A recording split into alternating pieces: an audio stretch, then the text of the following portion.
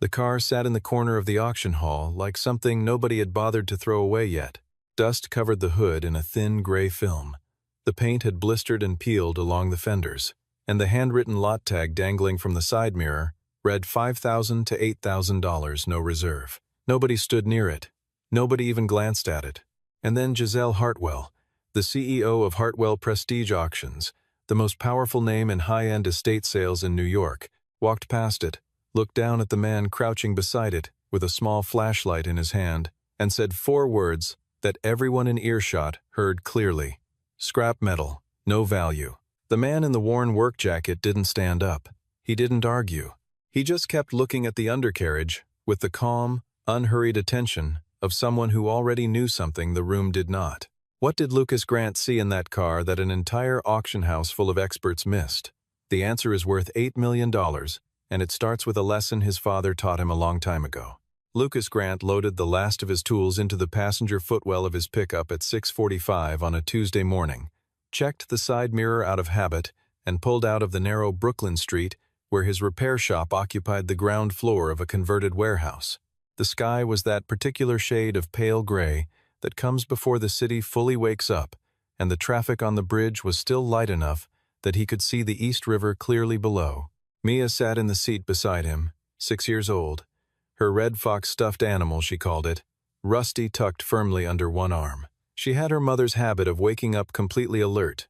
No groggy transition, just eyes open and already asking questions. "What's your favorite car in the whole world?" she asked, adjusting Rusty's ear with the focused seriousness of someone arranging something important. Lucas thought about it for a moment, the way he always thought about Mia's questions, not quickly, because she always knew when an answer was rushed.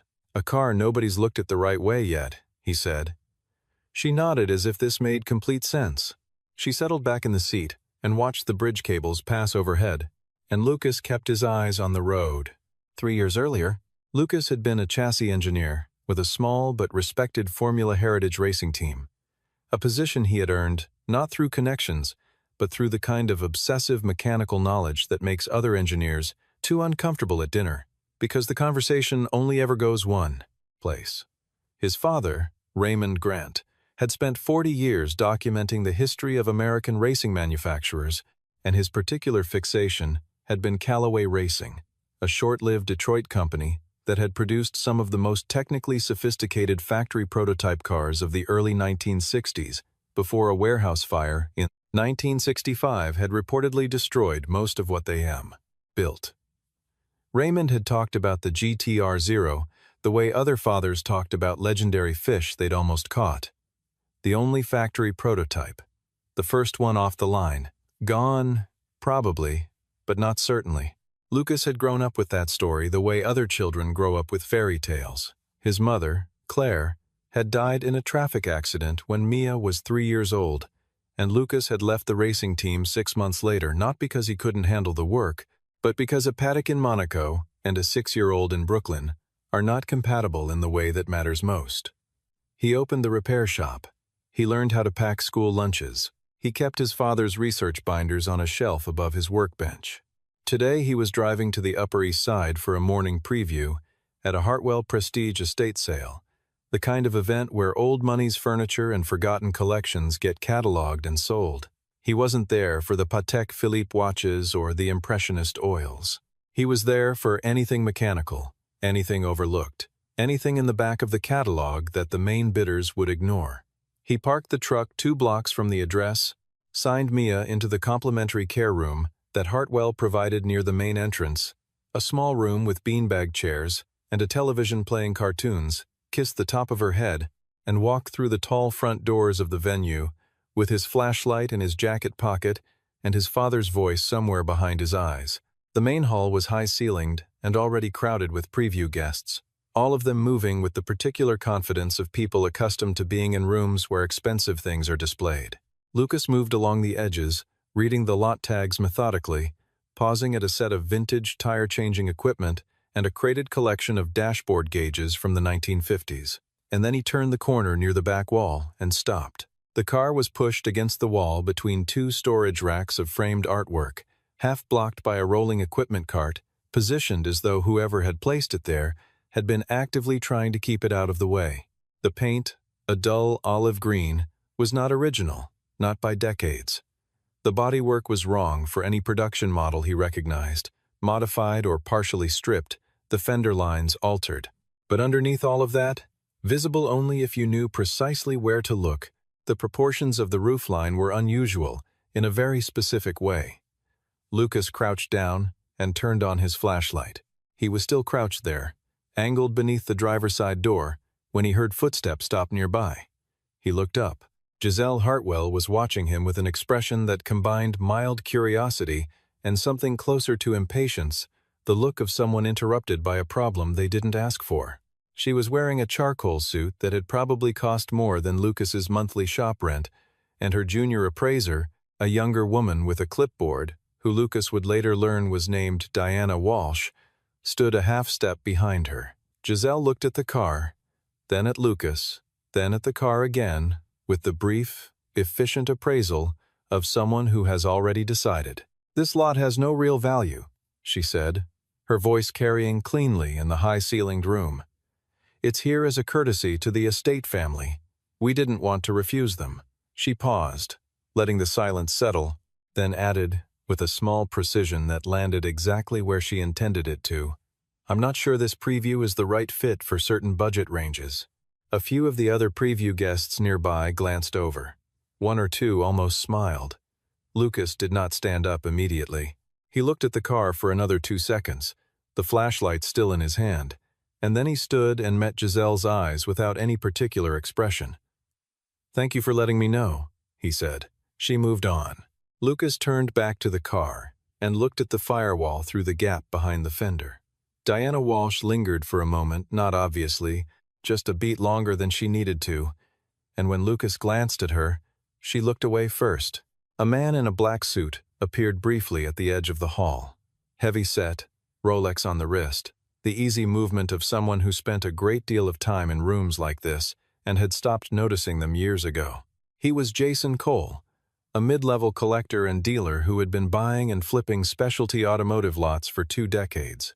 He looked at Lot 47 with the quick, practiced glance of someone sorting through a bin for something worth saving, found nothing that interested him, and moved on. Through the doorway to the care room, Lucas could see Mia standing at the threshold, Rusty under her arm, looking out at him. He gave her a small nod. She disappeared back inside. Lucas pocketed the flashlight and walked to the registration desk. The bidding room filled to about 60% capacity for the main session, and it thinned considerably. After the marquee lots, a collection of estate jewelry and 2 significant paintings cleared in the first 40 minutes. Lot 47 was called near the end of the session, after the crowd had redistributed into smaller clusters of people checking their phones and finishing their coffee. The auctioneer, a Hartwell staff member filling in for the final stretch, announced it with the same brisk, neutral tone used for everything else. Asterisk, Lot 47, automotive item, estimated $5,000 to $8,000, sold as is, no warranty, no reserve, bidding opens at $3,000. Asterisk. $3,000 became $5,000 in the first 30 seconds, which surprised nobody. And then the room went quiet again, the way rooms go quiet when nobody particularly wants something. Lucas raised his paddle at $8,000. Jason Cole, positioned in a far corner with his arms crossed, noticed the bid and looked across the room for the first time with genuine attention. He raised his own paddle, $9,000, with the automatic reflex of a man who dislikes losing to anyone, even things he doesn't actually want. Lucas, $11,000. Jason Cole studied him across the room, the work jacket, the careful posture, the way the man was watching the car rather than the auctioneer, and then he set his paddle down on the armrest. "Not worth it," his expression said. "Whatever this is, it isn't worth a bidding war." The gavel came down. Diana Walsh was handling the paperwork at the side table, and she slid the bill of sale across the counter without making it obvious that she was watching Lucas's face. "What did you see in it?" she asked, quiet enough that it wouldn't carry. Lucas signed his name on the line. "I'm not certain yet," he said, "but I think I'll know by the end of the week." Mia was waiting by the main entrance with a volunteer, Rusty on her shoulder, watching the loading crew attach the small crane hook to the car's chassis. "It's really dirty," she said when Lucas lifted her up so she could see better. "It's been waiting a long time," he said. He buckled her into the truck, glanced in the rearview mirror at the car, now secured on the flatbed behind them, and drove back across the bridge toward Brooklyn. He worked alone in the shop that first night after Mia was asleep. The overhead LED bars turned the space a clean, shadowless white, and Lucas moved around the car in a slow, outward-in pattern, the same approach his father had always used, starting with the body and working toward what the body was hiding. The welds on the inner structure were the first thing. Not amateur work, not production line automation. These were hand-applied spot welds with a distinctive spacing pattern that dated to a specific period and a specific tier of fabrication. Professional race team construction, circa early 1960s. He photographed everything with his phone, each frame composed carefully enough that the resolution would hold under magnification. He worked without music, which was his habit when something required the kind of concentration that sound interrupted. He opened the hood. The engine block sat in the bay with the quiet authority of something that had been built to do one specific thing extremely well. He angled the flashlight toward the left face of the block, the inner surface, the one most people ignored because it faced the firewall and required you to essentially put your head inside the engine bay to see it. The casting mark was there, pressed into the iron in raised numerals. 03-1963, March, 1963. Lucas did not make a sound. He held the light steady and read the mark 3 times. His father had described this mark in an audio recording that Lucas had transferred to his phone years ago and listened to so many times he could recite it from memory. Asterisk. If you ever find a block cast in March of '63 with the CGT prefix on the chassis, you look for the chassis plate immediately. Don't stop for anything. Asterisk. He withdrew his head from the engine bay, stood up straight, and for a moment he simply breathed. The chassis plate in the standard location had been removed. The mounting holes were there, slightly darkened with age, the thread pattern intact but empty. This was not unusual for a car that had passed through many hands over 60 years. What mattered was the secondary location. Factory race cars of that era almost always had a backup identification point, a fallback stamp applied by the build team, placed somewhere inconvenient enough that a casual disassembly would miss it. Lucas removed the glove compartment housing 4 screws, a 10-minute job, and reached into the recess behind it with a handheld lamp. The stamp was there, cut directly into the frame rail. 6 characters. CGTR001. He sat down on the shop floor with his back against the rear wheel and stayed there for a while. CGTR001. The chassis number of the Callaway GTR-0, the only one ever built. The car that the historical record said had burned in the Callaway Racing warehouse fire on the 14th of November, 1965. He got up, went back to the firewall, and checked the third thing. Behind the engine bay, pressed between the 2 layers of the firewall structure, a hand-welded reinforcement bar ran diagonally across the upper section. The weld angle was not perfectly symmetrical. It was not meant to be.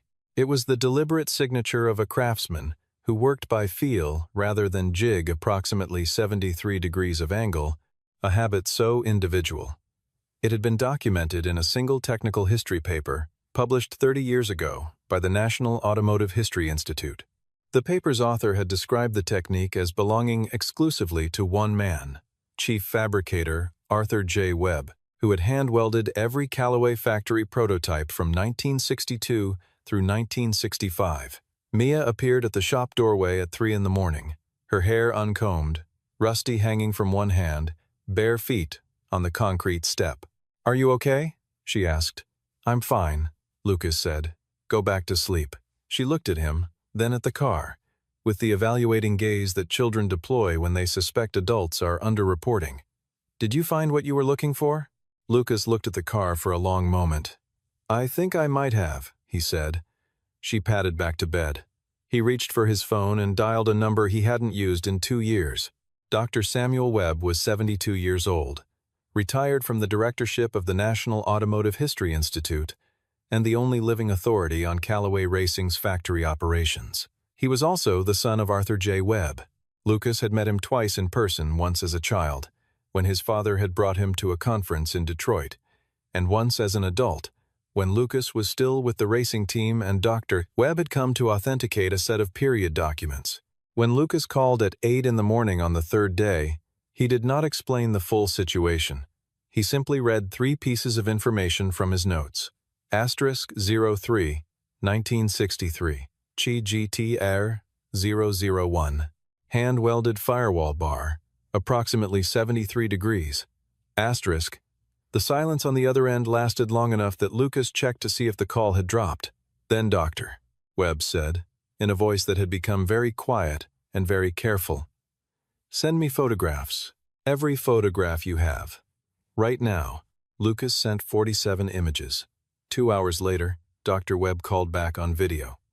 He had a colleague with him, a German academic, named Dr. Hoffman, one of the few surviving researchers who had worked directly with original Callaway factory records in the 1990s.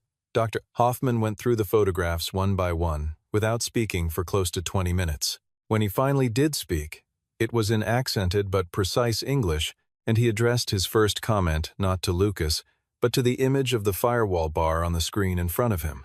"The weld," he said, 73 degrees. "This is Arthur's technique." Dr. Webb translated the weight of that, though it needed no translation.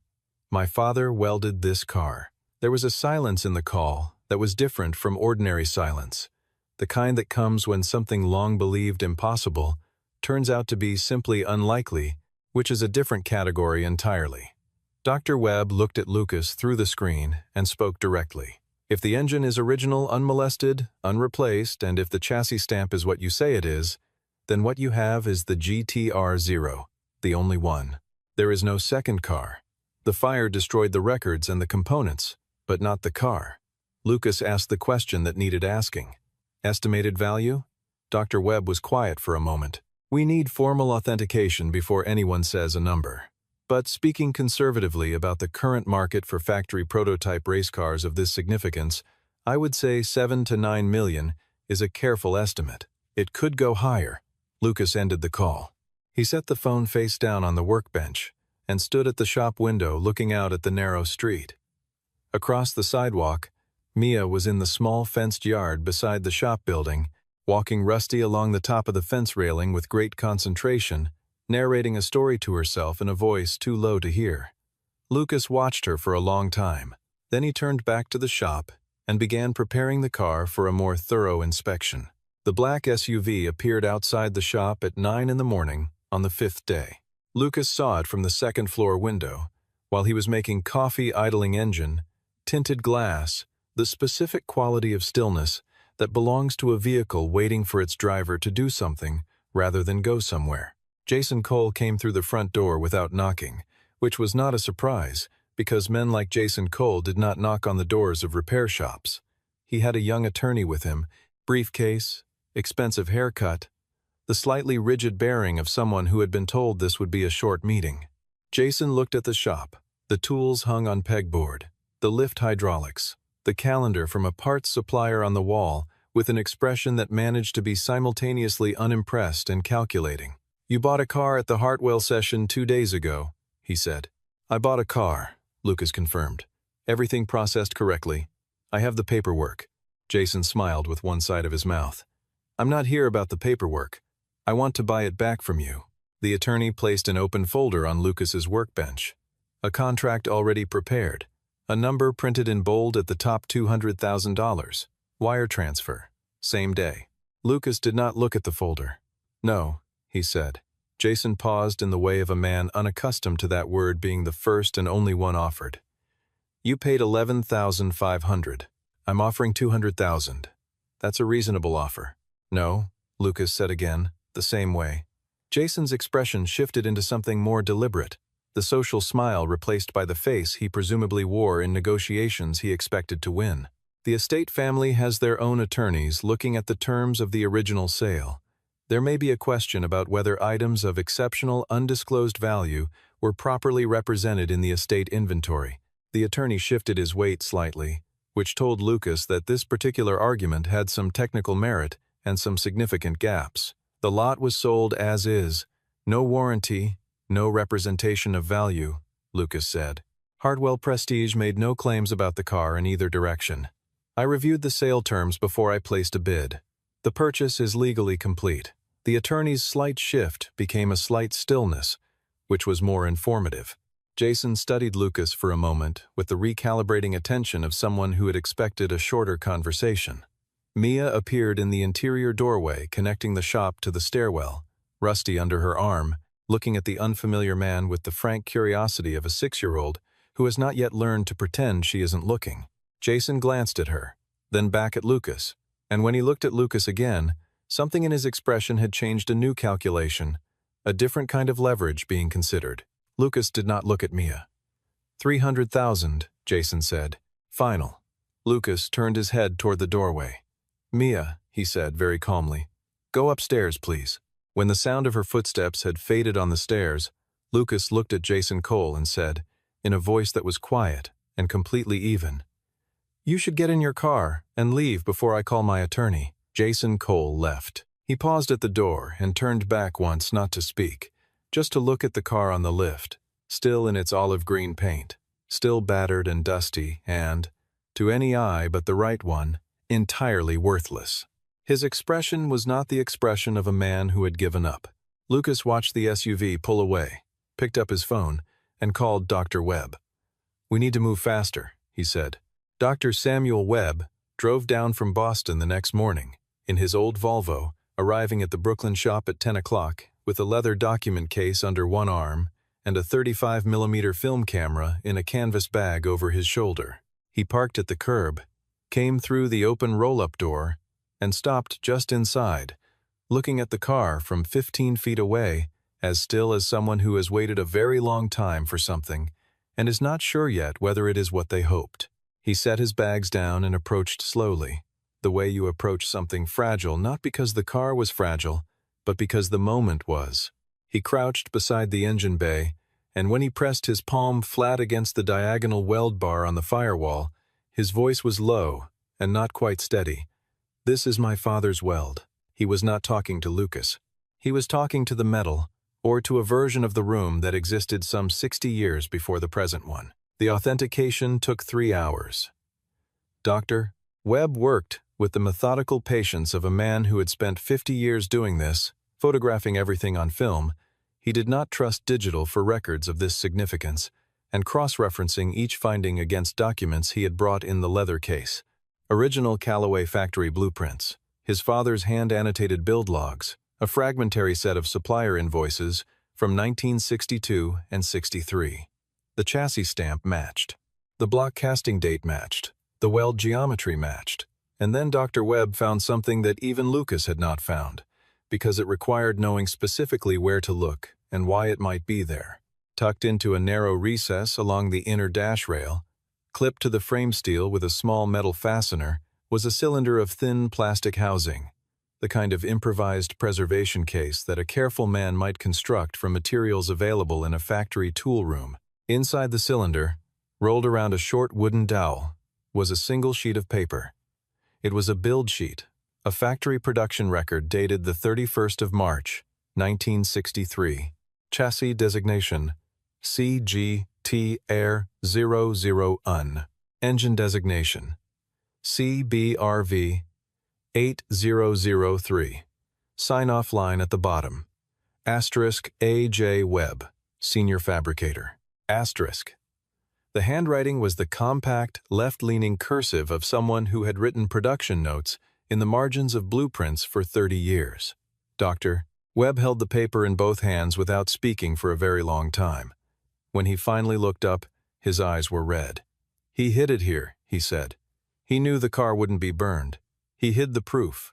Lucas stood at the doorway of the shop, his hands in his pockets, the late afternoon light coming in at an angle across the floor. Mia had come down from upstairs and was standing beside him, her small hand wrapped around 2 of his fingers, watching the old man at the workbench with the gravity of a child who understands that something important is happening, even if she cannot name it. By 5 o'clock, Dr. Webb had signed and notarized the formal authentication certificate.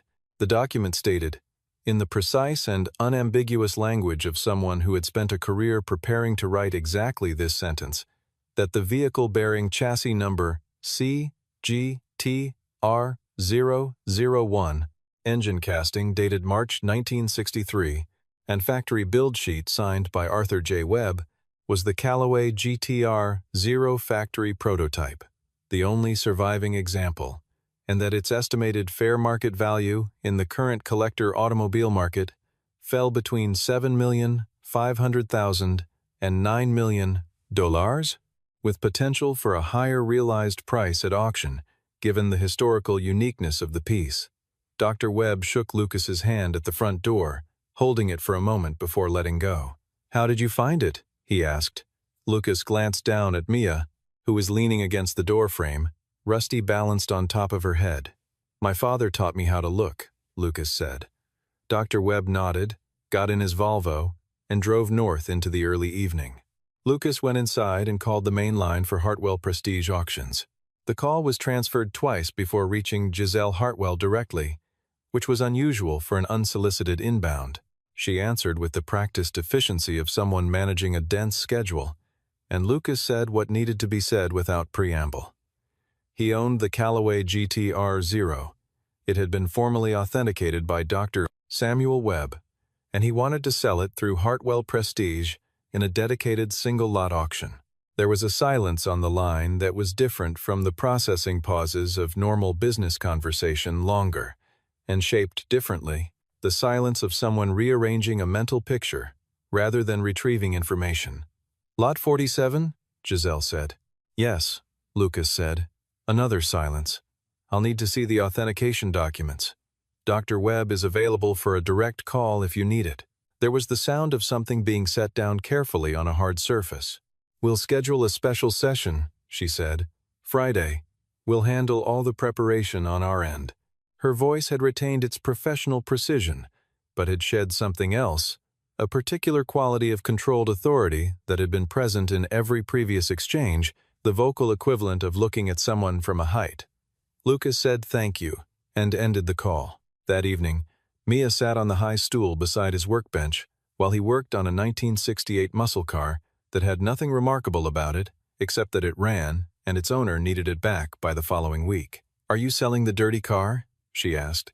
"Yes," Lucas said, not looking up from the carburetor he was rebuilding. "Why? You just got it." Lucas set down the float and thought about how to answer in a way that was true and small enough to carry.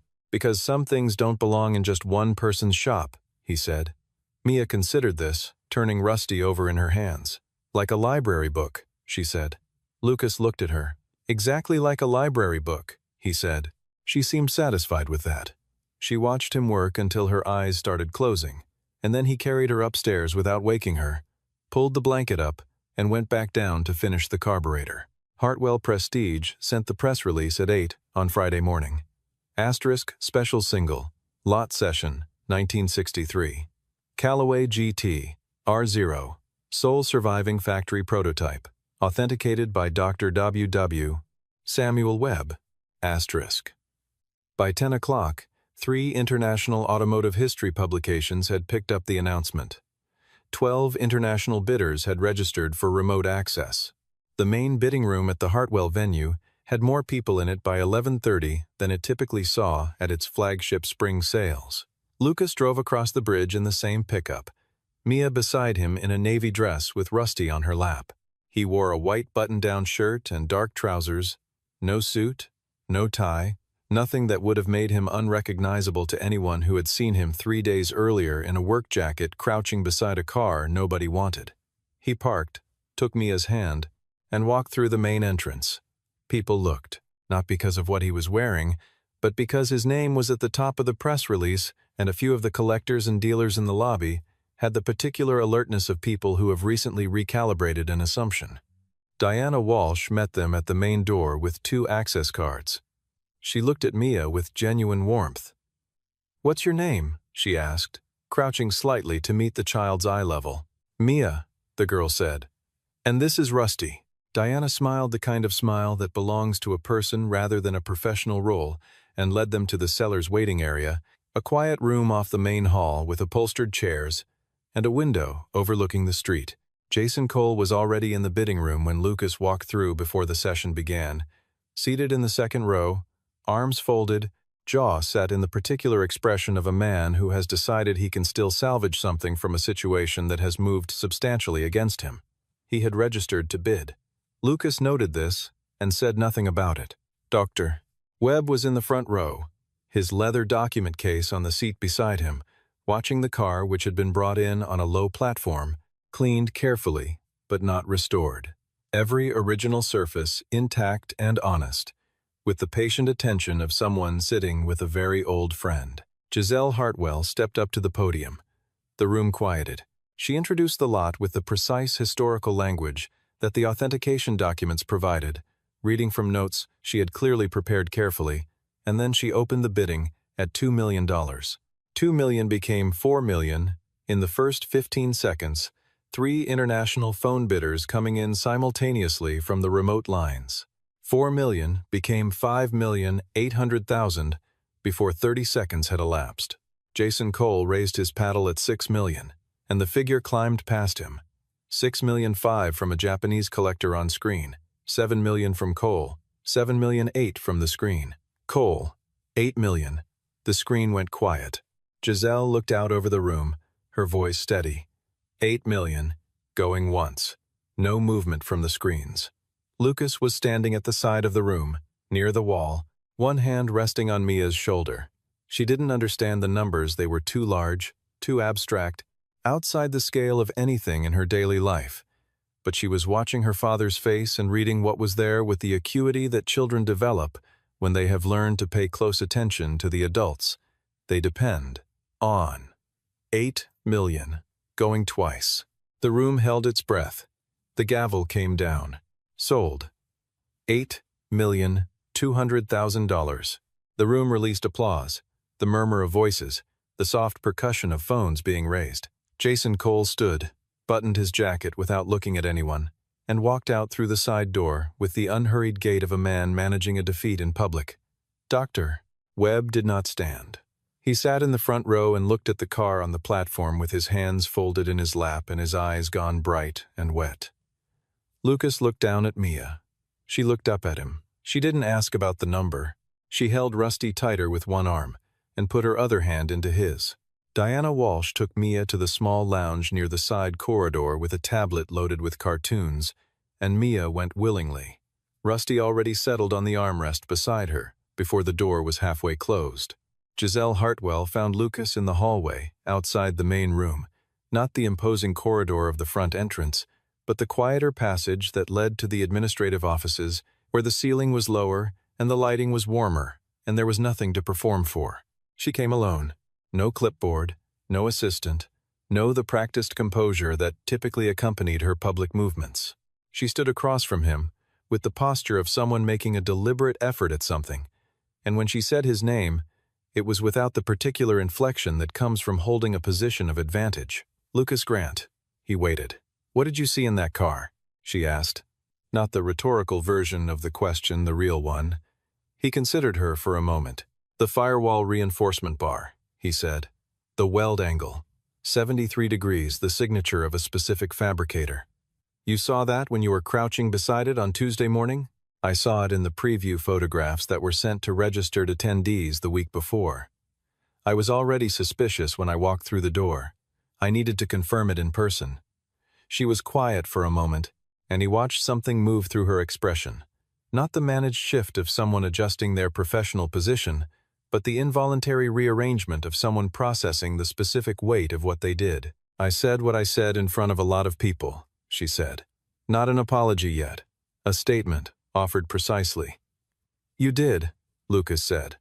She looked at him steadily. "Your daughter was there. Mia's seen a lot of things," Lucas said, and his voice was neither forgiving nor hard, simply honest, the way very few people are when they have something to forgive and choose not to make theater of it. "She knows that being right doesn't mean people will believe you right away. She's learning, that's okay." Giselle held his gaze for a moment longer than was strictly comfortable. "Your father, what did he do?" "He passed away 4 years ago. He was an engineer. He spent most of his life looking at things other people had stopped looking at, And you? He glanced toward the lounge door where Mia was. I love my daughter, he said simply. The cars are how I take care of that the right way. Giselle stood for a moment in the particular stillness of someone who has just heard something that requires no response and knows it. I'll send a formal letter of apology on Monday, she said. That's not necessary, Lucas said. Not cold, not performed magnanimity either. Just the statement of a man who decided on Tuesday morning, crouching in a dusty hall, that he had no use for other people's opinions of what he could see. But if you want to send it, that's your decision to make. He gave her a small, neutral nod and turned to collect his daughter. 2 weeks passed. Lucas did not move the shop, did not buy a new truck, did not hire a new sign for the front of the building. He opened a trust account for Mia at the credit union 3 blocks away, a significant sum, set aside in a structure that would give her options when she was old enough to need them and have no strings attached to any of them. He kept the remainder in a business account and made plans to expand the shop by 1 bay, which would allow him to take on a second mechanic and stop working every Saturday alone. Nothing about the outside of the building changed. The same parts supplier calendar was still on the wall. The same coffee maker with the cracked handle sat on the same shelf. Dr. Webb came by one last time before returning to Boston, pulling up in the Volvo with a flat package under his arm. Inside was an old black-and-white photograph factory floor, 1963, 2 men standing beside a car that was unmistakably the GTR-0 in its original racing configuration, the bodywork intact and perfect. One of the men was Arthur Webb, younger than Lucas had ever imagined him, squinting slightly in the factory lighting. Dr. Webb had written on the back, in the same compact, left-leaning cursive as his father, asterisk, to the man who found what my father left behind, asterisk. Lucas hung it on the wall above his workbench, between a wiring diagram for a 1972 coupe and a photograph of his own father standing in front of a race car in a Detroit paddock sometime in the early 1990s. On a Thursday afternoon 2 weeks after the sale, Lucas was on his back, under the 1968 muscle car, the unremarkable one, the one whose owner just needed it running when Mia climbed onto the high stool and began arranging Rusty on the top of the tool chest with architectural precision. "What are you doing today?" she asked, the way she always asked, as though the answer would determine something important. "Looking at a car," Lucas said from under the chassis. "Is it a good one?" "I don't know yet. I'm still looking." She thought about this. "Like the dirty one," she said. "Like the dirty one," he agreed. She nodded, satisfied, and returned to Rusty's arrangement. That evening, while he was locking up the shop, his phone buzzed on the workbench. A text from an unfamiliar number, though the initials at the bottom identified the sender without ambiguity. Asterisk, I want to apologize for what I said that morning. Not because of what the car turned out to be, because I judged before I looked, and I know now what that cost, and what it could have cost. G.H. Asterisk. Lucas read it once, then a second time. He typed a reply. Asterisk. Thank you for writing this. L.A.G. Asterisk. He set the phone down on the bench, turned off the overhead lights, and stood for a moment in the dark of the shop before heading upstairs. Through the single window above the workbench, the streetlight outside threw a long rectangle across the floor, and in it, the 1968 muscle car sat on the lift. Nothing special, nothing hidden, just a car that needed work. He looked at it for a moment anyway. Habit, the habit his father had given him, the habit of looking at ordinary things long enough and carefully enough that ordinary, sometimes, turns out to be something else entirely. There are things people walk past because there is no obvious reason to stop. There are things that sit in the back of rooms, tagged and priced and largely ignored, waiting for the one person in the room who knows where to look and why. Most people never meet that person, and that person quiet, unhurried, wrong by the world's first accounting, and right by everyone that follows almost never announces themselves.